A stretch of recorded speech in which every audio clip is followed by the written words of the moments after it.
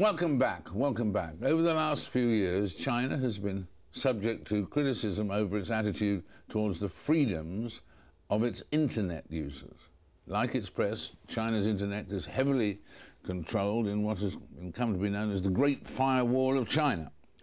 Google, Microsoft and Yahoo have all stood accused of cooperating with Chinese censorship in blocking some sites that the Chinese government considers offensive. In 2005, a Chinese journalist, Michael Anti, had his blog removed by Microsoft.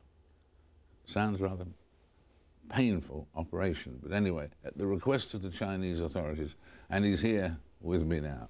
Michael, welcome. What had you done? Why did they want to remove your blog?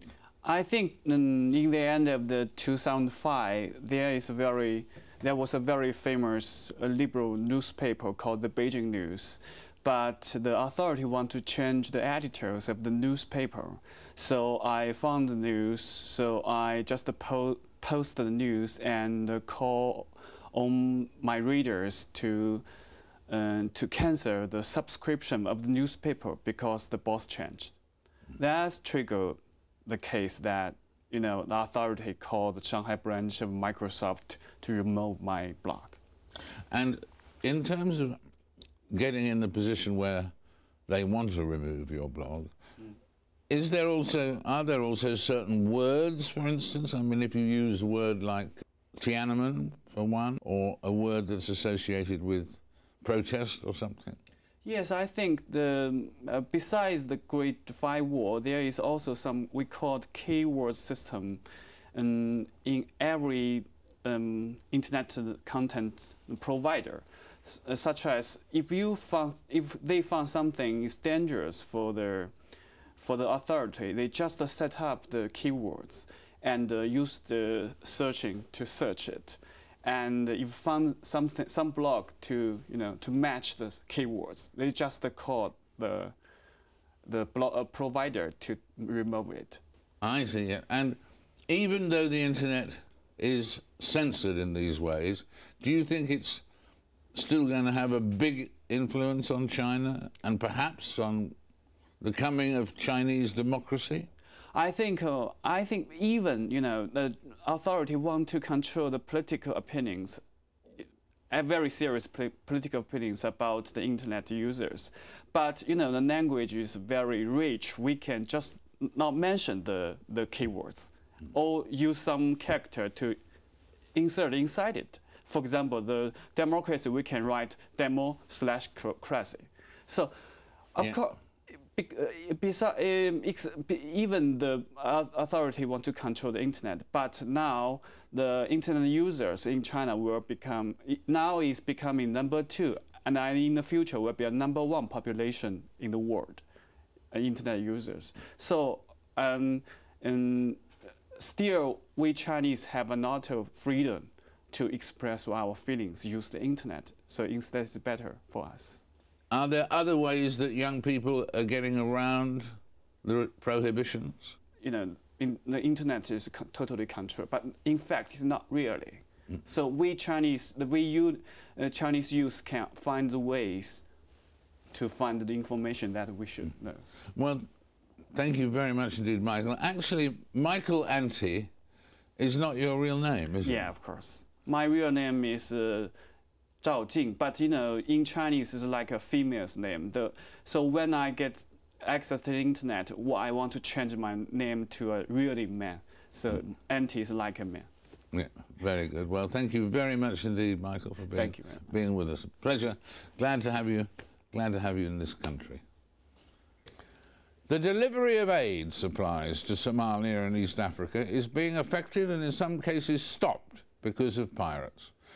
They may not actually fly the Jolly Roger Mihatis, but in many ways today's pirates adopt the same tactics as the pirates of old, by running down vessels and storming on board. Last year there were more than 200 actual or attempted pirate attacks. The body which tries to counter piracy is the International Maritime Bureau.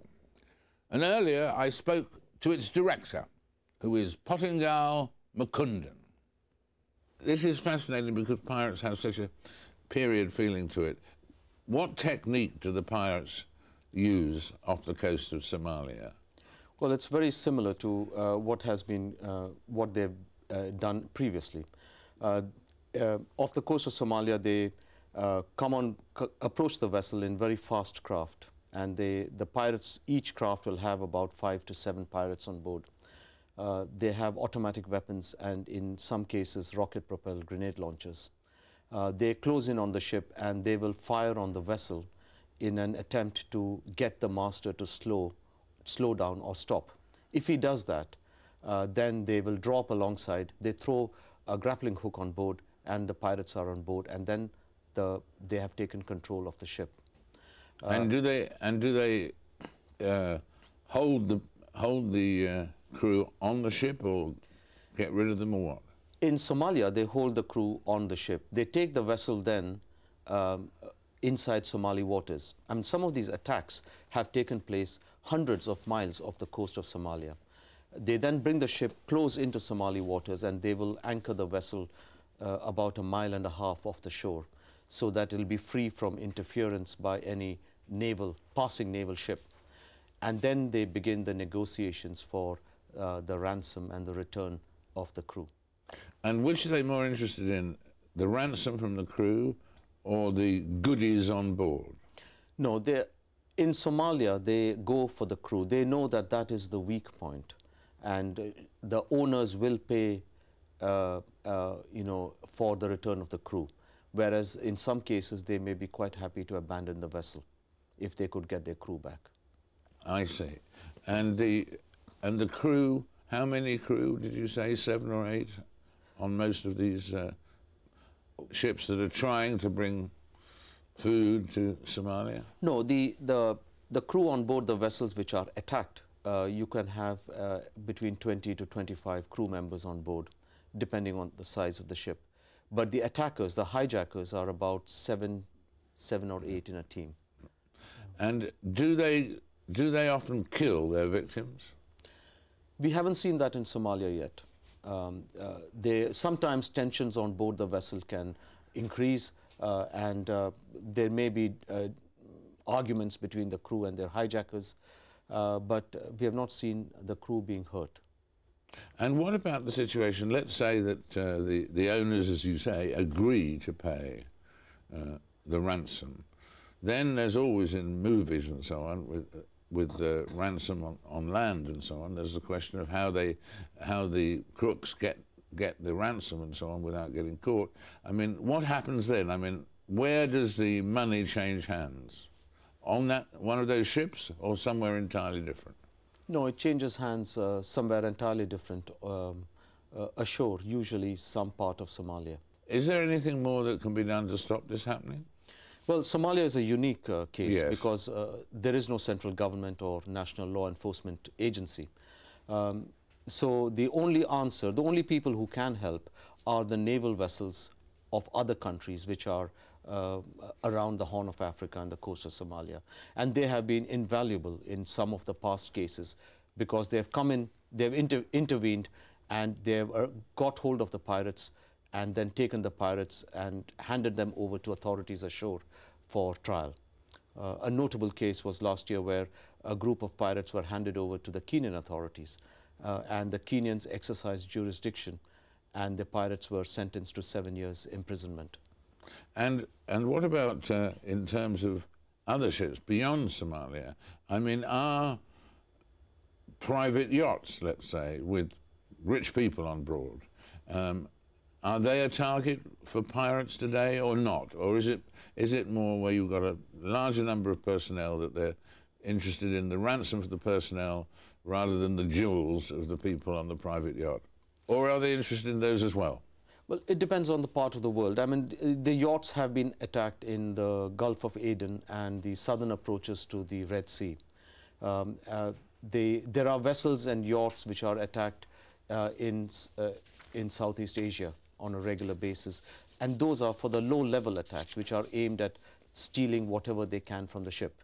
And those attacks last about an hour or so, and then the pirates are gone. But the pirates will use force, and they have injured or killed people if they resist. But the hijacking of ships takes place in Southeast Asia in order to steal the whole vessel and its multi-million-dollar cargo. And in Nigeria, which is the other place where hijackings take place, it is really aimed at trying to get a ransom for the crew members who are abducted and removed from the ship. In Nigeria, it's unique because the people conducting these attacks say that they're doing it in order to put political pressure on the government for a greater share of the oil wealth in the Niger Delta. And all these pirates, are they mainly from 2 or 3 countries, or are they a total United Nations of piracy? No, they all come from, usually come from the coastal state where the piracy takes place. So in Indonesia, it would be the Indonesians. In Somalia, it is the Somalis. There's no one else involved in these attacks. And so how many ships have actually been successfully attacked on the way to Somalia? Well, last year, in total, there were 10 attacks. This year, we already have had 11 attacks, of which 6 have succeeded. In other words, the ships have been hijacked. One vessel carrying 8 cargoes for the World Food Programme was kept in captivity for 34 days before it was finally released by these groups. Well, this is a fascinating insight into a world I think few of us really were aware was still there, because we think of pirates as such a period attraction in the cinema or something, and to hear the modern story of the fight against piracy is really fascinating. Thank you very much indeed. Thank you. We'll take a break in a minute, but first a look back at an interview we did a few weeks ago that had an extraordinary postscript last weekend. Back then, Lewis Hamilton had come 3rd in 1 race and 2nd in 2. And it's nice to remind ourselves what he said when I asked him in his first ever television interview whether he had expected such a successful start to the season. No, it was definitely not something I was expecting. To be honest, going into my first race, I wasn't expecting to finish on the podium. I was just hoping that I'd get some points. And, you know, obviously got 3rd place and then a 2nd and a 2nd again in the last race. It's definitely more than I expected. But obviously that's something you would hope for and something you work towards. But already to be doing so well in my such an early start in my career in Formula 1, it's just an amazing feeling. Yeah, and Jackie Stewart did say that thing, as you know, about the fact that you could possibly win a Grand Prix this year.